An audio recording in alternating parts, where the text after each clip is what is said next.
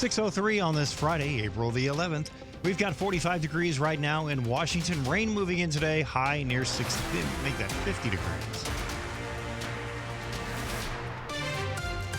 Good morning, everybody. I'm Kyle Cooper. And I'm John Aaron. The top local story we're following this hour is one you were just hearing about on CBS News.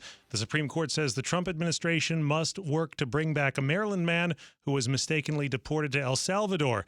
Now, in an exclusive interview with WTOP, lawyers for Kilmar Abrego Garcia tell our John Doman this was an outcome they expected, and they hope the government responds with urgency. CASA legal director and lawyer for Kilmar Abrego Garcia's family, Ama Frimpong, says she knew the facts and the law were on their side. Really, for us, it wasn't necessarily a question of whether, but a question of when Kilmar would be returned back to the United States. He hasn't been heard from since he was detained last month now. It is imperative that we get news about him, and not just get news about him, get him back home as quickly as possible. But it's not clear how quickly the Trump administration will move. Kilmar's wife, Jennifer, says in a statement that knowing this nightmare is almost at its end, she'll keep fighting until he's home. The courts have spoken. John Doman, WTOP News. Overcrowded, inhumane, and appalling. That's how Maryland senators describe current conditions in holding cells at Baltimore's Immigration and Customs Enforcement Field Office. Staff members for Senator Chris Van Hollen and Angela Also Brooks visited the site after reports of overcrowding, a lack of adequate food service, and the absence of on-site medical staff. There is no bed space, so detainees are forced to use foil blankets and inflatable beds that are sanitized daily.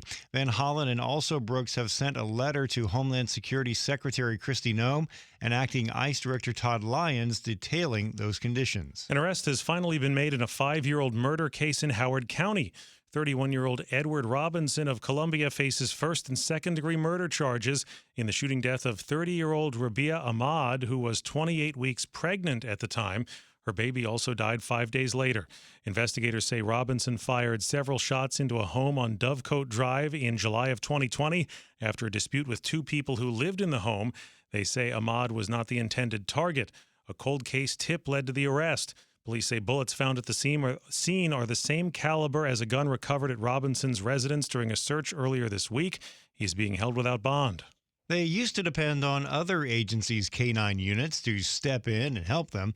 WTOP's Scott Gelman reports Prince William County Police now have 2 new dogs of their own, and they're working solely on missing people cases. Sadie and Dory spent about a year in training, and they finished their certification last month. They're bloodhounds who are helping Prince William County Police with a very specific goal. And that is what these dogs are going to specialize in, is basically doing those types of searches when we find out folks are missing and it's reported to us in a quick fashion. Lieutenant Jonathan Perrock says that's something they're good at. Bloodhounds, I think, are historically known to be great for this purpose and finding scents and locking onto those scents. They still have dogs to look for guns and narcotics, but the department's been getting more and more calls involving missing or endangered people. Now that we have these canines available, it will help reduce that time that we're waiting. And they can now offer the same help they once depended on. Scott Gelman, WTOP News. And we have traffic and weather coming up in 30 seconds.